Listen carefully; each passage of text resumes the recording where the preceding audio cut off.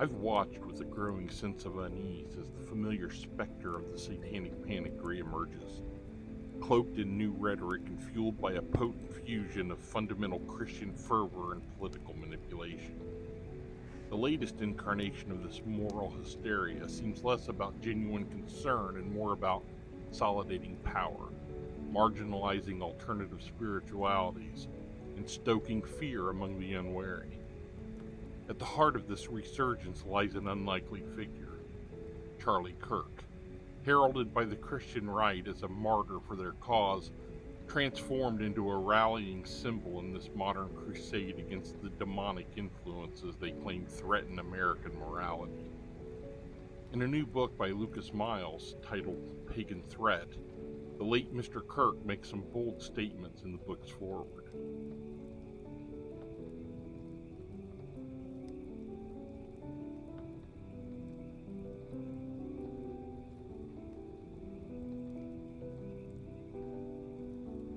I've long observed the patterns that emerge when society's darker fears are weaponized.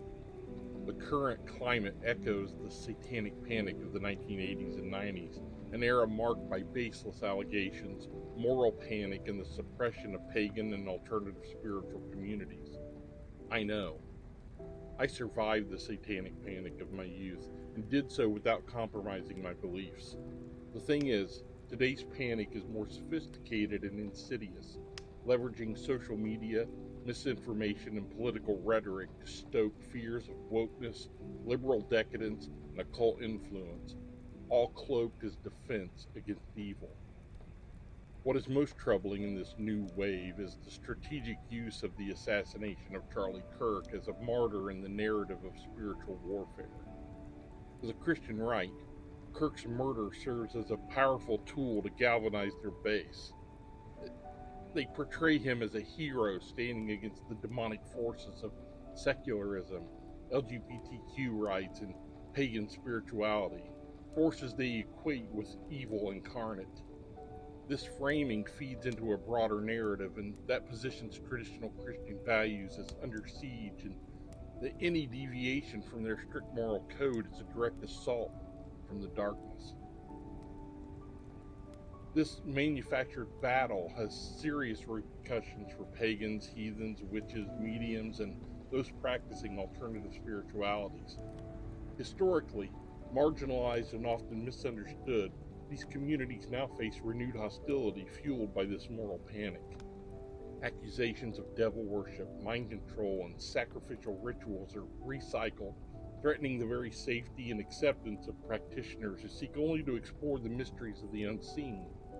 The danger is not just social, it's existential. When suspicion and fear are whipped into a frenzy, violence and discrimination often follow. And trust me, it won't be long before paranormal enthusiasts and investigators are drawn into the line of fire. The occult and paranormal community must remain vigilant. We know from history that such moral panics are cyclical. They are often driven by fear-mongering rather than facts. The rise of this new satanic panic must be met with more fervor than the last. Misinformation must be countered with truth. We need to educate the public about the diversity of spiritual paths and, above all, stand united against attempts to demonize our various communities. It is essential to remember that our power resides within understanding and awareness. What the grifters in this new movement are looking for is to divide, discredit, and destroy what it cannot comprehend. We have to remain vigilant and respectful, stay rooted in truth, but stand firm against a fundamentalist frenzy that is based in fear and ignorance. We have to be better than them. When they froth at the mouth, smile, stay calm, and be a shining example of what it means to be reasonable and not reactionary. We can get through this. Stay aware, stay safe, and lean on your allies, of whom there are many.